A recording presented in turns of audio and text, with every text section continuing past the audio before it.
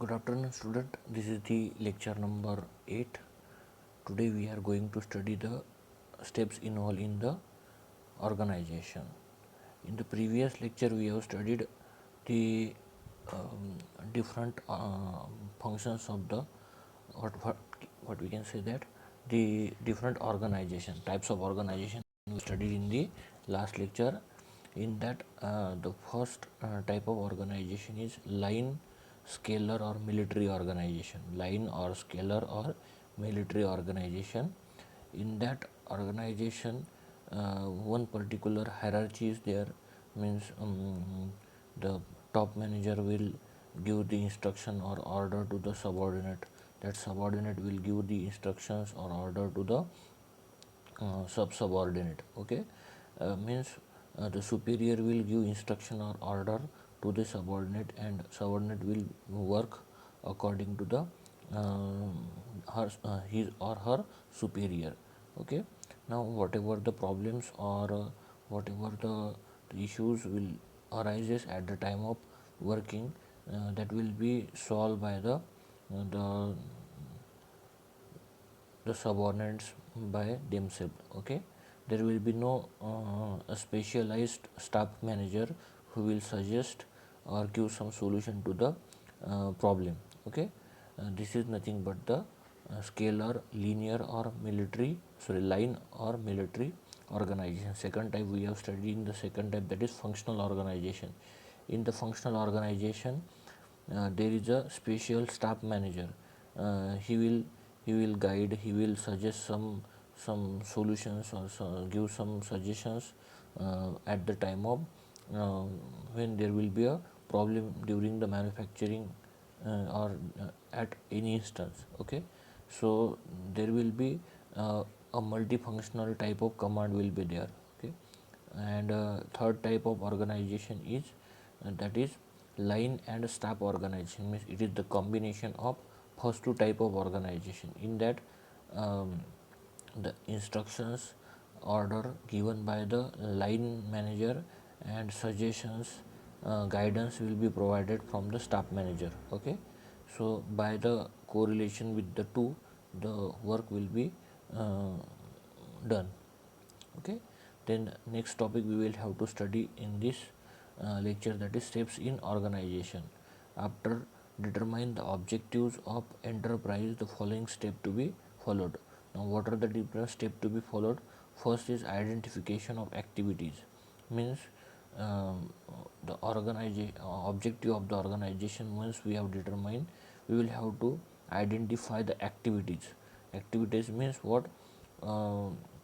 As we have decided the what type of project we will have to perform, on that basis what are the different activities that that activities are to be identified first. Then next step is that we will have to group that activity. Is it we will have to group that activities.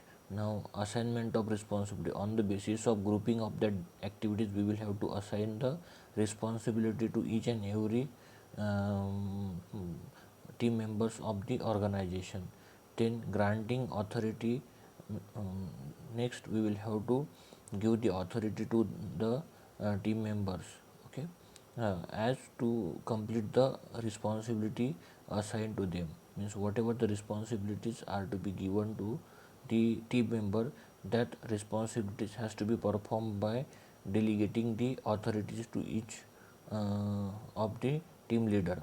Okay, then establishing relationship, means once whatever the authority and responsibility is given to the team leaders, that team leaders will give instructions to the team members. They will perform or they will manufacture or they will produce some services for the selling in the market. Okay, once that product or service has been sold into market, uh, we will have to take time to time feedback of the product as well as the services, errors in the services and product, and by doing so we will have to make the corrective actions.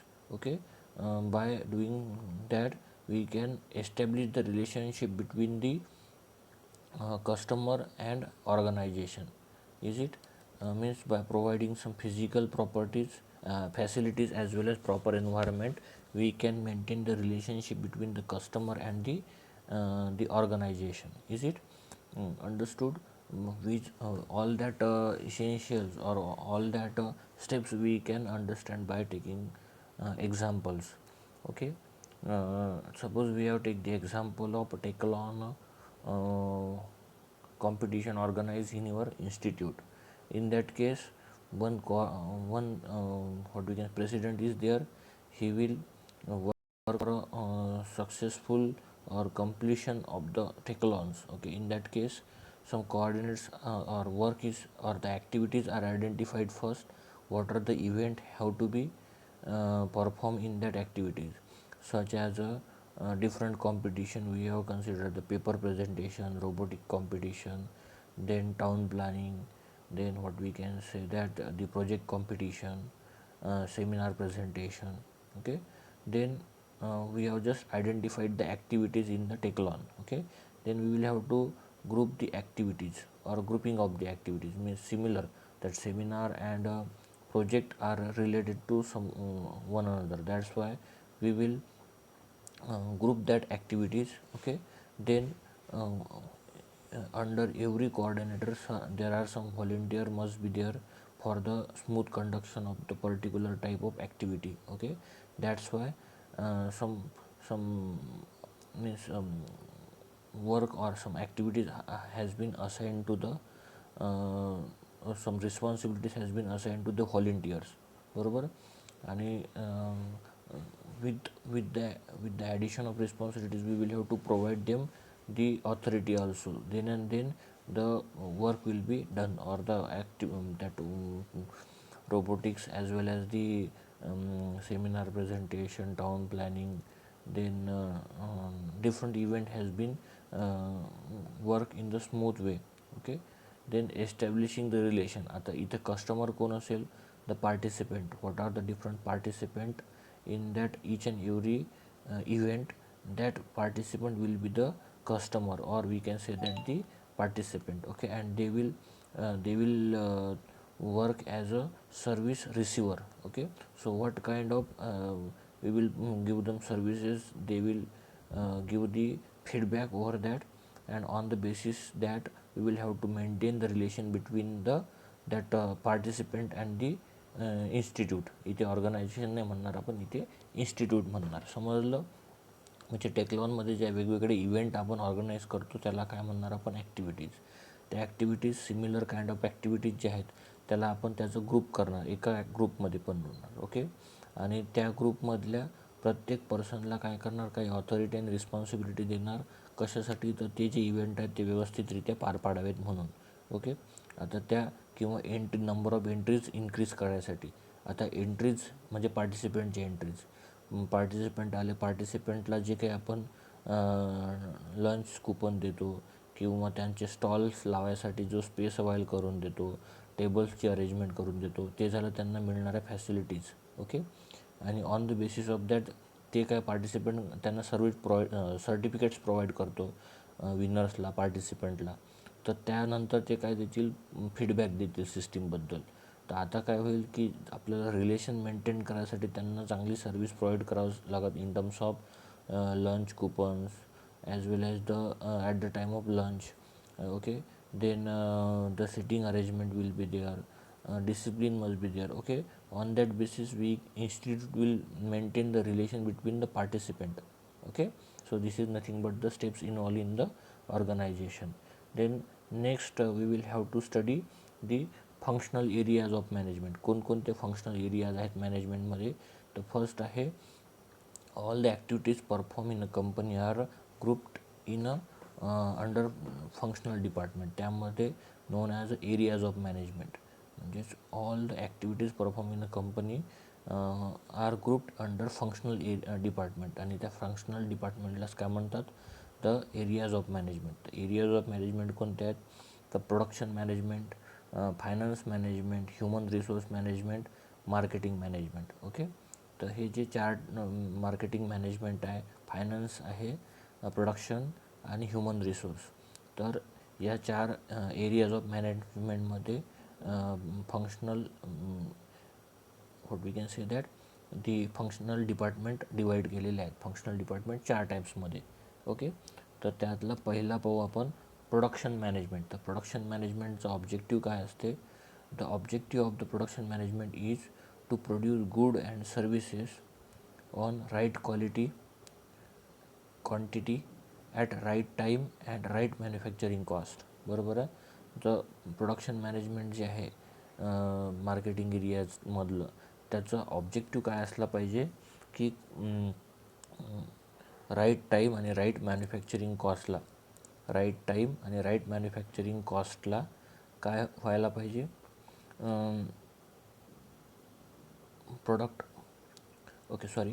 To produce a good and service of a right quality and quantity.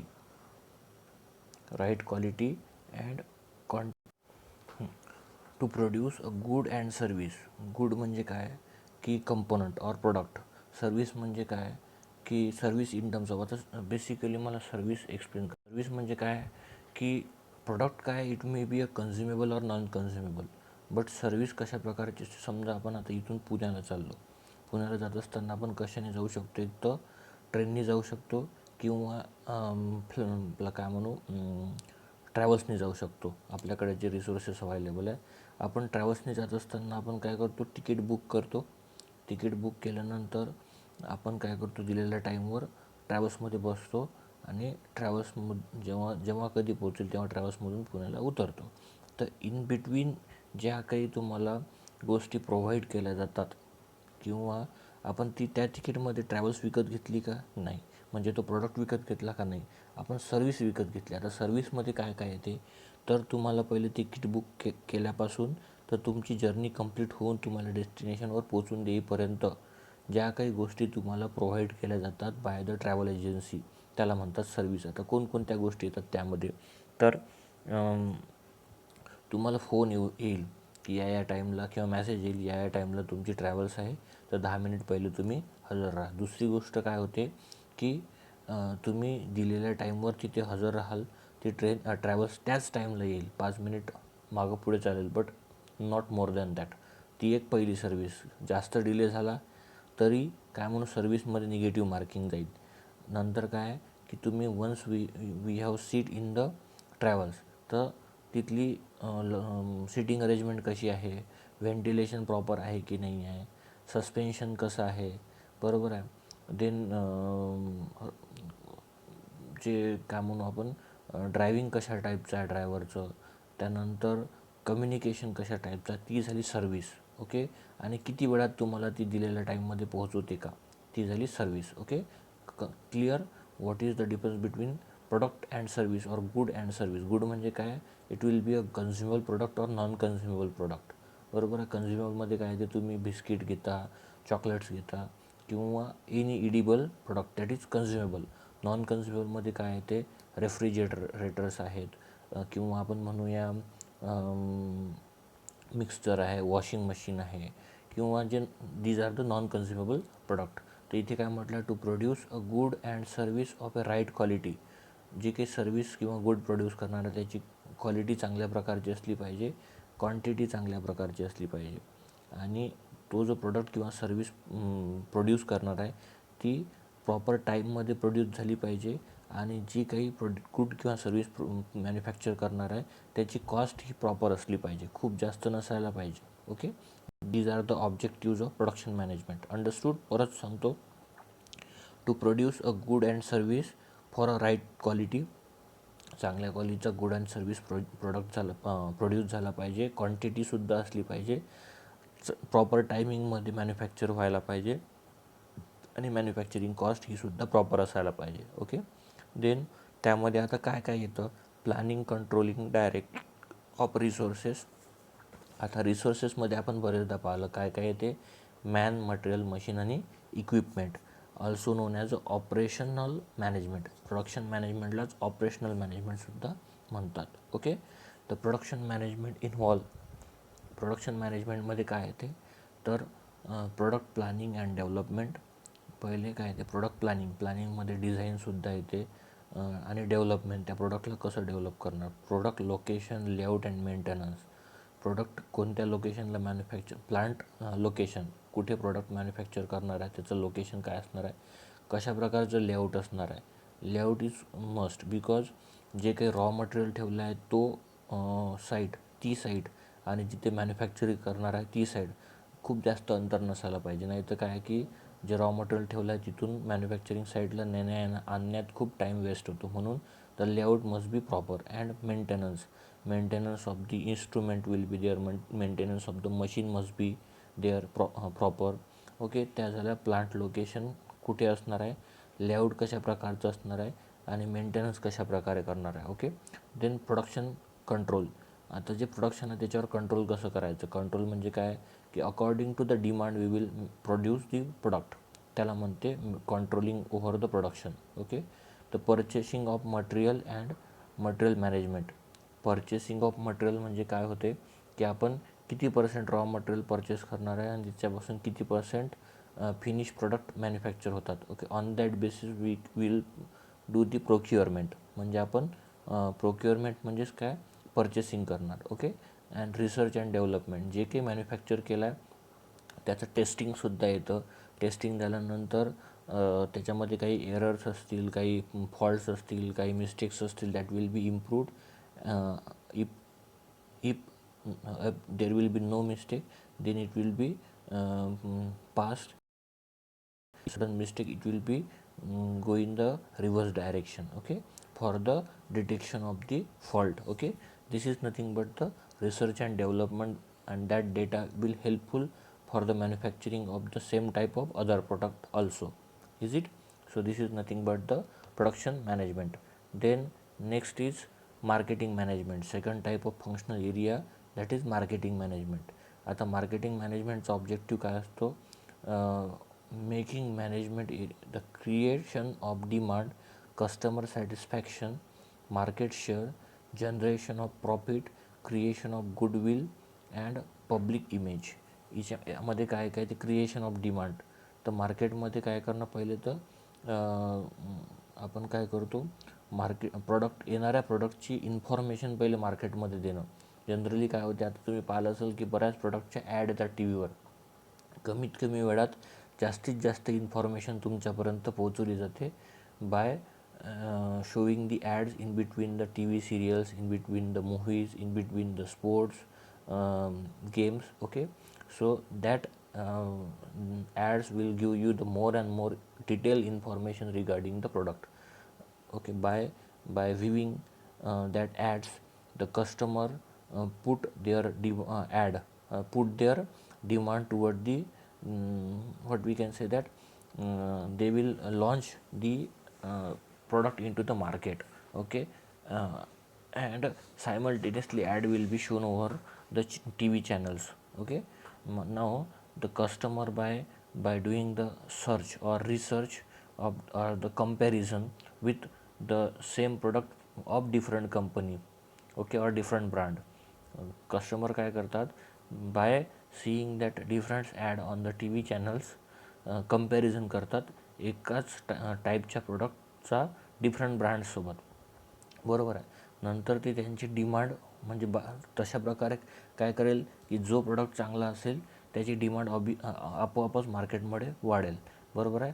आता demand वाढल्यानंतर काय करेल की आपण मार्केटमध्ये launch करणार product मार्केटमध्ये launch केल्यानंतर जो कस्टमर ते प्रोडक्ट परचेस करेल, बरोबर आहे, त्याचं सॅटिस्फॅक्शन झालं आहे की नाही आहे त्याचा फीडबॅक घेणं, that is also important parameter for the marketing management. Then त्यात काही करेक्शन जर आवश्यकता असेल तर ते करणे, that is also the important for marketing management.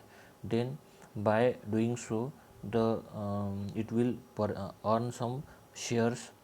Okay, generation of profit, त्यामधून काही प्रॉफिट जनरेट करणं, creation of goodwill and public image, त्यातूनच काय करायचं आहे, मार्केटिंग मॅनेजमेंटला एक गुड इमेज बनवायची आहे मार्केटमध्ये, त्यातूनच गुड ट्रस्ट, विश्वास संपादन करायचा आहे कस्टमरचा. जर तुम्ही पार्लेजी जर कन्सिडर केलं तर पार्लेजीची ॲड रेअर आहे किंवा नाहीच असं म्हणूयात, पण तरी सेल खूप आहे का, तर त्यांनी जे ट्रस्ट गेन केला आहे in the customers that will be up to the higher level or peak level. Okay, म्हणून त्यामध्ये काय एक पब्लिक रिलेशन्स डेव्हलप झालेले आहेत. Okay, then sub activities are, त्यामध्ये काय आहेत मार्केटिंग मॅनेजमेंटमध्ये सब ॲक्टिव्हिटीज कोणकोणत्या आहेत, तर ॲडव्हर्टायझिंग जे आताच तुम्हाला एक्सप्लेन केलं आहे मी. देन मार्केटिंग रिसर्चमध्ये कोणकोणत्या कंपनीचे प्रोडक्ट आहेत, कशाप्रकारे त्यांचं वर्किंग आहे, इफेक्टिवनेस किती आहे. Okay, that will B marketing commander marketing research means systematic collection and analysis of data. म्हणजेच काय मार्केटमध्ये कोणते कोणते प्रोडक्ट अवेलेबल आहे, कोणत्या प्रोडक्टचं फंक्शन कसे आहेत, त्यामध्ये कोणकोणत्या फॅसिलिटीज आहेत. Okay, that is of data relating to the marketing of good and service. Okay, then next आहे सेल्स मॅनेजमेंटमध्ये काय आहे ते movement of a product and service from product to customer. Movement of product कुठून and service from producer म्हणजेच organization to the customer, त्यामध्ये ते sales management.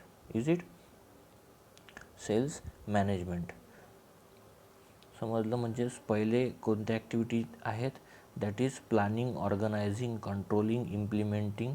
These R the main activities in the marketing management. ऑब्जेक्टिव्हसुद्धा पाहिले आपण. सब activities कोणत्या, advertising ते मी तुम्हाला एक्सप्लेन केलं. मार्केटिंग रिसर्च कशासाठी असते, हे मार्केटमध्ये कॉम्पिटिशन स्टडी करायला, डेटा ॲनालिसिस करायला, सिस्टमॅटिक डेटा ॲनालिसिस करायला. आणि सेल्स मॅनेजमेंटचं काय फंक्शन आहे किंवा ॲक्टिव्हिटी आहे, त्यामध्ये आपण काय करतो, ज्या movement or transfer of product and service from producer म्हणजेच organisation enterprise to the customer, प्रोड्युसरकडून कस्टमरकडे प्रोडक्ट किंवा सर्व्हिसेसची मूवमेंट करणं. Is it that is nothing but the sales management. Next type आहे फायनान्शियल मॅनेजमेंटमध्ये काय असते, the objective of financial management we will see later on. First, financial management consists of planning, organizing, directing and controlling the financial activities like procurement, utilization of fund of the enterprise. म्हणजेच काय ते financial management, finance is related to the money or resources. म्हणजेच प्रोक्युअरमेंटवर किती खर्च करायचा, available रिसोर्सेसवर किती खर्च करायचा, that will be decided by the financial management. Objectives काय आहेत फायनान्शियल मॅनेजमेंटच्या, to ensure regular and adequate supply of fund to the ऑर्गनायझेशनला रेग्युलर आणि adequate amount of fund provide करायचा, सप्लाय करायचा. To ensure adequate return to the shareholder, जे काही shareholders आहेत एंटरप्राइजेसचे, प्रत्येक शेअरहोल्डरला काय झालं पाहिजे, ॲडिक्वेट शेअर्स रिटर्न्स मिळाले पाहिजे. बरोबर आहे. शेअर्स होल्डर काय असते माहिती आहे का तुम्हाला, प्रत्येक कंपनी जेव्हा मार्केटमध्ये येते तर इनिशियल इन्व्हेस्टमेंट करते कंपनी, पण त्याचे जे प्रोडक्ट सेल व्हायला लागल्यानंतर ती कंपनी त्याच्या ग्रोथसाठी वेगवेगळ्या पर्सन्सकडून पैसा घेते, भांडवल घेते. आता ते भांडवल स्वतः कंपनी मागत नाही, त्या कंपनीच्या मार्केटमध्ये असलेल्या ट्रस्टनुसार किंवा मार्केटमध्ये असलेल्या काय म्हणू आपण चलनावरून आपण त्या कंपनीमध्ये पैसे इन्व्हेस्ट करायला तयार होतो. आता इन्व्हेस्ट करून मग आपल्याला काय मिळणार, तर एक शेअर डिसाईड केलेलं असतं कंपनी. ती एक शेअर 50 रुपयाचा, 60 रुपयाचा, 100 रुपयाचा, 1000 रुपयाचा, अशा प्रकारे. आता मला जर 10,000 रुपये इन्व्हेस्ट करायचे आहे कंपनीमध्ये, मला जर समजा एक 10,000 रुपये इन्व्हेस्ट करायचे कंपनीमध्ये, तर काय करावं लागेल की जर 100 रुपयाचा शेअर असेल तर काय म्हणूयात 20 शेअर विकत घेता येतील मला. बरोबर आहे. As the profit of the company for this year or the particular year increases, in that case the as soon as it will be profit related to me also, because मला काय मिळत आहे, त्या शेअरच्या बदल्यात रिटर्न्स मिळत आहेत. Okay, to ensure the optimum fund utilisation, कमीत कमी फंड युटिलाइज करून जास्तीत जास्त प्रॉफिट बनवायचं. That is the objective of financial management. Next आहे to ensure safety on investment. आता वेगवेगळ्या कंपन्या आहेत, त्यांच्यापेक्षा मोठ्या कंपन्यांमध्ये सुद्धा पैसे इन्व्हेस्ट करतात. that is nothing but to ensure the safety on the investment, to plan a sound capital structure. कंपनीमध्ये एक साऊंड कॅपिटल स्ट्रक्चर मेंटेन करून ठेवायचं, that is nothing but the last objective of the financial management. Then functions कोणते कोणते आहेत? Financial planning and forecasting, that is the another function of the financial management. Determination of capital composition, fund investment and maintaining proper liquidity. Okay, these are the another functions of the financial management. Disposal of surplus and financial control, this is the last function of the financial management in relation to the area of or function areas of the management. Then next area of management is human resource. Human रिसोर्समध्ये काय राहते बघा, human resource management include the processing of planning, selecting, recruiting and inducting employee in organisation. म्हणजेच काय करतं, planning करणं पहिले, selection करणं, सिलेक्शनलाच आपण रिक्रुटमेंट म्हणतो, and giving some training to the development of the candidate. Okay, whatever the selected candidate we have selected by the HR, that their development, for their development some training is to be given to the that recruited candidate. Okay, the objectives of the human resource management is that effective utilization of the human resource, means whatever the participants or whatever the candidates we have recruited in the selection process, that candidates or utilization of that candidate, that is the first objective. Motivation, motivate that candidate or that human resource for the development of organization as well as development of their own.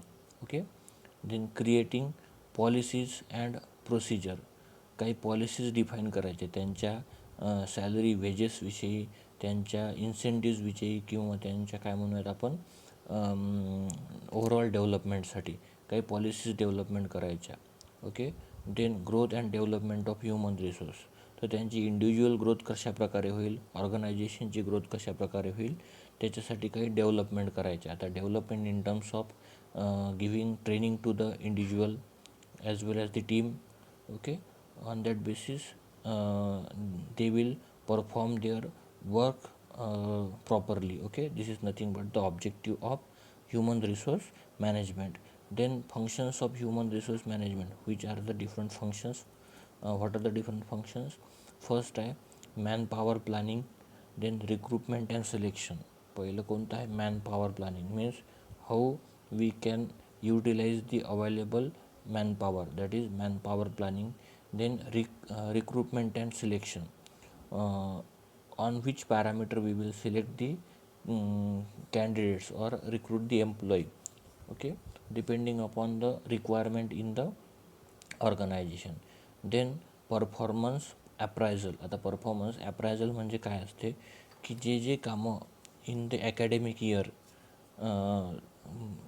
Assign केले होते प्रत्येक individual व्यक्तीला, त्यानुसार त्याच्या कामाच्या वरून त्याचं appraisal ठरतं. अप्रायझल म्हणजे काय, एक अप्रायझल फॉर्म राहतो कंपनीचा, इन्स्टिट्यूटचा. त्या अप्रायझल फॉर्ममध्ये whatever the work he has been done in the academic year, whatever the awards he has own, then whatever the achievement he has obtained in the academic year. On that basis the performance appraisal has been done for a particular or individual person. On that basis the increment in the salary of the individual person has been done. Then training, जर नवीन काही technology develop झाली असेल मार्केटमध्ये, तर on that basis he will be send for a training. Okay, then wages and salary administration, तर जे काही ॲडमिनिस्ट्रेशनमध्ये डिफरंट लेवलला डिफरंट एम्प्लॉईज आहेत त्यांचे वेजेस आणि सॅलरी डिसाईड करणं. कंपेन्सेशन आणि रिवॉर्ड, त्यांना काही कंपेन्सेशन रिवॉर्ड देणं in terms of what we can say that appreciation, in terms of gifts, in terms of bonus. Then industrial relations, आता industrial means the relation between the manager and the employee, that will be important. That is industrial relationship will be good among the manager as well as employee. Then employee communication, there must be a proper communication between each and every employee, each and every employee and a team member, each and every employee and team leader and manager. Okay, this is the proper communication must be in between the different employee and different persons from the organization. Okay, that is important in the human resource management. Okay, so this is nothing but the overall development of the organization. uh, Likewise, we have studied the four functional areas in the management.